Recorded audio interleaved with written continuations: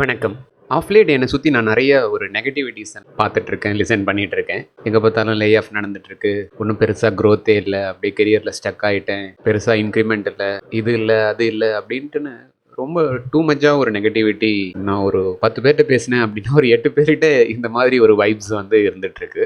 இதை பார்க்கும்போது எனக்கு அவங்கக்கிட்ட தான் சில விஷயங்கள் சொல்லணும்னு தோணும். ஆனால் அப்படி சொன்னால் அது ஃப்ரீ அட்வைஸ் மாதிரி இருக்கும் அப்படின்ட்டு நான் அவங்கள்ட்ட எதுவும் சொல்ல மாட்டேன், அன்லெஸ் அண்ட் அன்டில் அவங்க என்கிட்ட சொல்யூஷனாக கேட்டாங்க அப்படின்னா. பட் அதை பற்றி நான் திங்க் பண்ணும்போது எனக்கு என்ன தோணுச்சு அப்படின்னா, எனக்கு ஏன் அந்த மாதிரி ஒரு தாட் ப்ராசஸ் வர்றதில்லை அப்படின்னு நான் என்ன நானே கேட்கும்போது ஐ ஃபவுண்ட் நான் லைஃப்பில் சில விஷயங்கள் நான் ஃபாலோ பண்ணிகிட்ருக்கேன். அந்த விஷயங்கள் நான் ஃபாலோ பண்ணுறதுனால இந்த மாதிரி சில நெகட்டிவான தாட் ப்ராசஸ் வந்து என் மைண்டுக்குள்ளே வர்றதில்லை. அது என்னென்ன பிரின்சிபல்ஸ் நான் என் லைஃப்பில் ஃபாலோ பண்ணிகிட்ருக்கேன் அப்படிங்கிறது தான் நான் வந்து இந்த பாட்காஸ்ட் எபிசோட் மூலமா அவங்க கூட ஷேர் பண்ண போகிறேன். என்னோட ஃபஸ்ட்டு பிரின்சிபல் நான் ஃபாலோ பண்ணிகிட்டு இருக்கிறது வந்து பார்த்திங்கன்னா, ஒரு பழைய பாடல்லேருந்து வந்த ஒரு விஷயம். இருக்கும் இடத்தை விட்டு இல்லாத இடம் தேடி எங்கெங்கோ அலைகின்றார் ஞான தங்கமே அப்படின்னு ஒரு பாடல் வரும். நம்ம லைஃப்பில் எக்கச்சக்கமான சேலஞ்சஸ் இருக்கும், ப்ராப்ளம்ஸ் இருக்கும். இது எல்லாத்துக்குமே நம்ம சொல்யூஷன் வந்து வெளியில் தேடுவோம். ஆனால் ரியல் சொல்யூஷன் நம்மக்கிட்ட தான் இருக்குது. ஃபஸ்ட் அண்ட் ஃபோர்மோஸ்ட் திங் நம்ம அதை புரிஞ்சுக்கணும். லைஃப்பில் நடந்துட்டு இருக்க எல்லா விஷயத்துக்கும் சொல்யூஷன் நம்மக்கிட்டே தான் இருக்குது. உங்ககிட்ட இருக்கிற எந்த சேலஞ்சை வேணாலும் போட்டு பாருங்கள். அந்த சேலஞ்சை ஏன் அந்த மாதிரி ஒரு சேலஞ்ச் இருக்குது அப்படின்னு நீங்கள் உங்களை நீங்களே கேட்டு பார்த்தீங்கன்னு வச்சுக்கோங்களேன், கண்டிப்பாக அதோடைய ரூட் காஸ் என்னவாக இருக்கும்னு பார்த்தீங்கன்னா, நம்ம ஏதாவது சேஞ்ச் பண்ண வேண்டியதாக இருக்கும். ஃபஸ்ட் அண்ட் ஃபோர்மோஸ்ட் திங், பிரச்சனைக்கான சொல்யூஷனை என்றைக்குமே வெளியில் தேடாதீங்க, உங்களுக்குள்ளே தேடுங்க. அதை தேட ஆரம்பித்தாலே சொல்யூஷன் வந்து கண்ணுக்கு முன்னால் வரும். இதுதான் நான் லைஃப்பில் first and foremost thing follow பண்ணுற பிரின்சிபல். நம்ம வீட்டில் நடக்கிற சின்ன சின்ன பிரச்சனைகளாக இருக்கட்டும், அதுக்கு நான் என்னோட ஒரு டெரிக் சீவர்ஸ்னு ஒருத்தர் அற்புதமான ஒரு பர்சன், அவரை நான் ரொம்ப ஃபாலோ பண்ணுவேன். அவரோட ஒரு பிளாக் போஸ்ட் ஒன்று இருக்குது, அதை நான் லிங்க்கில் ஷேர் பண்ணுறேன். அவர் என்ன சொல்லுவாருன்னா, எல்லாத்துக்குமே நான் தான் காரணம் அப்படிங்கிற ஆங்கிளில் பாருங்கள் அப்படிம்பாரு. எது நடந்தாலும் அதுக்கு நான் தான் காரணம், நான் அதை மாற்றிருந்தேன்னா இப்படி நடந்திருக்காது, நான் மாற்றிருந்தா அப்படி நடந்திருக்காது அப்படிங்கிற ஒரு ஆங்கிள் பார்க்கும்போது என்ன நடக்கும்னா, ஓகே அப்போ நடந்துட்டு இருக்கிறதுக்கு நம்ம தான் காரணம் அப்படின்னா அதை மாற்றுறதுக்கும் சொல்யூஷன் நம்மக்கிட்ட தான் இருக்குது அப்படிங்கிற ஒரு பர்ஸ்பெக்டிவ் வரும். நான் சொல்கிற இந்த விஷயம் வந்து ரொம்ப சாதாரணமான ஒரு விஷயம். ஆனால் எனக்கு தெரிஞ்சு மெஜாரிட்டி ஆஃப் த பீப்புள் இங்கேயே நம்ம மிஸ் பண்ணிடுறோம். சொல்யூஷனை வெளியில் தேடிட்டு இருக்கோம். சொல்யூஷன் வெளியில் இல்லை, உங்ககிட்ட இருக்குது. இதுதான் வந்து நான் லைஃப்பில் ஃபாலோ பண்ணிகிட்ருக்கிற ஃபஸ்ட்டு பிரின்சிபல். என்னோடய 2வது பிரின்சிபல் வந்து என்ன அப்படின்னு பார்த்தீங்கன்னா, எப்போவுமே நீங்கள் வாங்குறதை விட கொடுக்குறது அதிகமாக இருக்கணும்.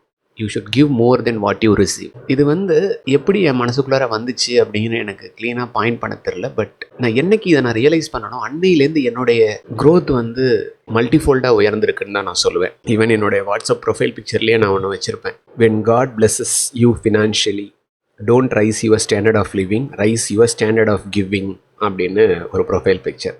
ரொம்ப வந்து எனக்கு ரொம்ப க்ளோஸான ஒரு விஷயம் இந்த ஒரு பர்டிகுலர் விஷயம். எப்போவுமே நமக்கு என்ன கிடைக்கும், நமக்கு என்ன கிடைக்கும் அப்படிங்கிறத விட நம்ம என்ன கொடுக்க முடியும் அப்படிங்கிற ஒரு ஆங்கிளில் நீங்கள் பண்ண ஆரம்பிச்சிங்கன்னு வச்சுக்கோங்களேன், லைஃப் வந்து உங்களுக்கு திரும்ப வந்து நிறையா கொடுக்குங்க. அகைன் இதெல்லாம் வந்து எக்ஸ்பீரியன்ஸில் தான் நீங்கள் உணர முடியும். இதுக்கு வந்து லாஜிக்கலாக பார்த்தீங்கன்னா ஆன்சர் கிடையாது. ஸோ 2-3 எக்ஸாம்பிள் சொல்லணும் அப்படின்னு பார்த்தீங்கன்னா, நான் பிளாக் போஸ்ட் எழுத ஆரம்பித்தேன். அது வந்து ஒரு நாலேஜ் ஷேரிங், நம்ம இன்னொருத்தவங்களுக்கு கொடுக்குறோம் அப்படிங்கிற ஒரு ஆப்ஜெக்டிவில் தான் நான் வந்து எழுத ஆரம்பித்தேன். ஆனால் அந்த பிளாக் போஸ்ட் மூலயமா எனக்கு கிடைச்ச விஷயங்கள்லாம் இருக்குது தெரியுங்களா. இப்போ உதாரணத்துக்கு ரீசெண்டாக நான் ஒரு ட்ரைனிங் ஆப்பர்ச்சுனிட்டி எனக்கு கிடைச்சிது.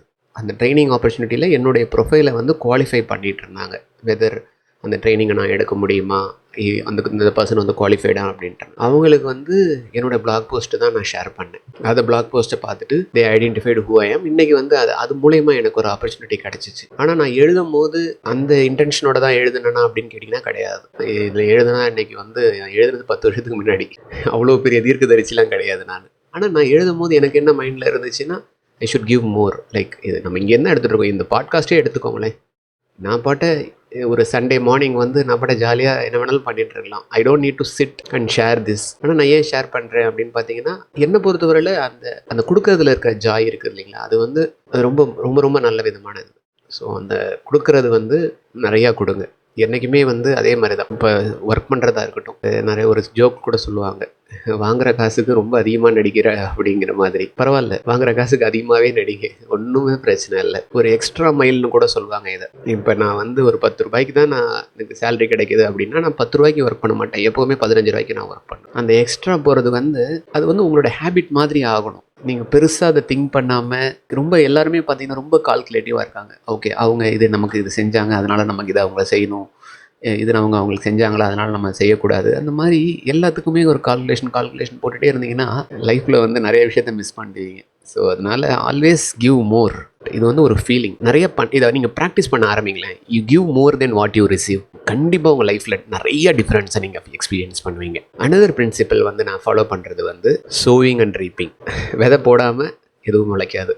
நிறைய பேர் என்ன சொல்லுவாங்க அப்படின்னா, எனக்கு இன்க்ரிமெண்ட் கிடைக்கல, ஜாபில் வந்து சாட்டிஸ்ஃபேக்ஷன் இல்லை, இந்த மாதிரி எல்லாமே சொல்லுவாங்க. நான் அவங்ககிட்டலாம் வந்து ஒரு விஷயம் நான் கேட்கணும்னு நினைப்பேன். அதை நான் இப்போ உங்ககிட்ட கேட்குறேன். நீங்கள் என்ன விதைச்சிருக்கீங்க? நான் விதைக்கிறேன் அப்படின்னு சொல்கிறது வந்து நீங்கள் உங்களுடைய இம்ப்ரூவ்மெண்ட்டுக்கு நீங்கள் என்னென்ன பண்ணியிருக்கீங்க அப்படிங்கிற ஒரு கேள்வி. இப்போ நீங்கள் உங்களுடைய அந்த மேனேஜராக இருந்தீங்கன்னா உங்களுக்கு அந்த ப்ரொமோஷன் அந்த இன்க்ரிமெண்ட் நீங்கள் கொடுப்பீங்களா?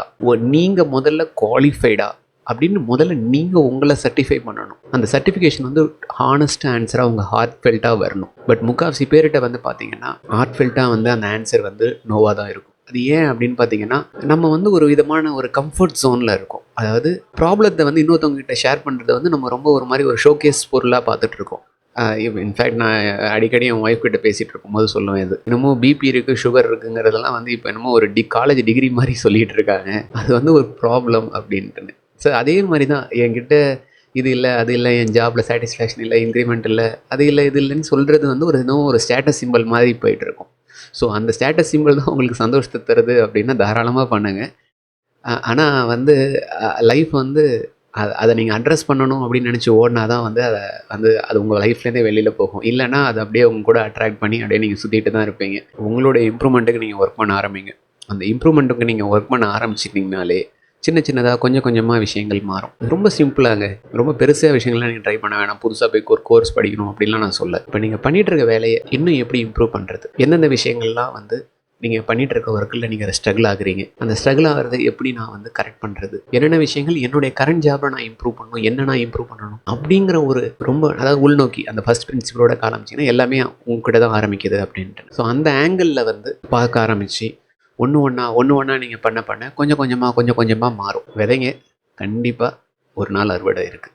அங்கே தான் என்னுடைய ரொம்ப பிடிச்ச ஒரு திருக்குறள். எனக்கு சின்ன வயசில் வந்து ரொம்ப நிறைய சேலஞ்சஸ் இருந்துச்சு. இப்போலாம் நான் எனக்குள்ளே சொல்லிகிட்டு இருக்கிற இந்த ஒரு திருக்குறள் தான். தெய்வத்தால் ஆகாதெனினும் முயற்சித்தன் மெய்வருத்த கூலி தரும் அப்படின்னு சொல்லுவாங்க. நம்ம செய்ய செயல் வந்து நமக்கு வெற்றியை தரும், தோல்வியை தருங்கிறதுல நம்ம கையில் கிடையாது. ஆனால் அதுக்கு போட வேண்டிய முயற்சி அது நம்ம கையில் தான் இருக்குது. நம்ம எவ்வளோ முயற்சி போடுறோமோ அந்த அளவுக்கு வந்து நமக்கு வந்து அந்த விஷயத்தை வந்து நமக்கு வெற்றியாக தரும்னு ஒரு 10th ஸ்டாண்டர்ட்லையோ 8th ஸ்டாண்டர்ட்லையோ படித்த ஒரு திருக்குறள் என் மனசில் வந்து அந்த பசுமரத்தாணி போல் ரொம்ப ஸ்ட்ராங்காக பதிஞ்சிருச்சு. அது வந்து நான் லைஃப்பில் ரொம்ப க்ளோஸாக ஃபாலோ பண்ணிகிட்டு இருக்கிற ஒரு பிரின்சிபல். அனதர் பிரின்சிபல் வந்து பார்த்திங்கன்னா அபண்டன்ஸ் தாட் ப்ராசஸ்.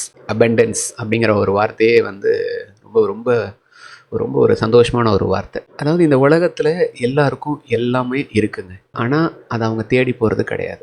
அதை அவங்க தேடி போனாங்கன்னா அவங்களுக்கு கிடைக்கும். அதே மாதிரி எனக்கு ஒரு வேளை இல்லாமல் போயிடுமோ அப்படிங்கிற அந்த ஒரு தாட் ப்ராசஸ் வந்து அதுலேருந்து வெளியில் வந்துடுங்க. அது வந்து ஒரு ஜெயில் மாதிரி. அந்த ஜெயிலுக்குள்ளார இருந்துக்கிட்டு நீங்கள் எது பண்ணாலும் உங்களால் ஃப்ரீடமை வந்து சுவாசிக்கவே முடியாது. ஸோ இந்த அபண்டன்ஸ் தாட் ப்ராசஸ் வந்து எல்லாருக்குமே இந்த உலகத்தில் எல்லாமே இருக்குது.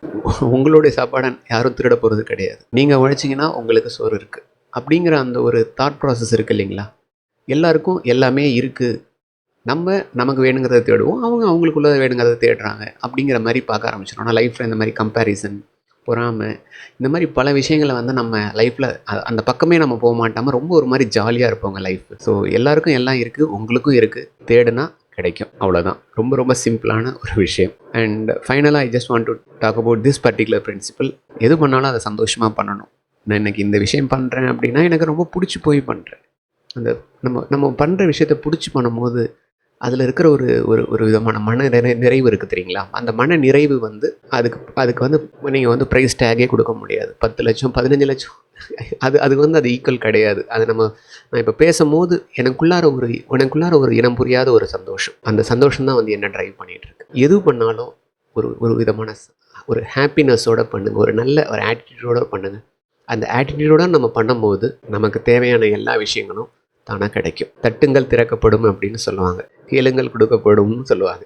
நம்ம பிரச்சனை என்னென்னா தட்டவும் மாட்டேங்கிறோம், கேட்கவும் மாட்டேங்கிறோம். தட்டுங்க, கேளுங்க, கண்டிப்பாக உங்களுக்கு தேவையானது கிடைக்கும்.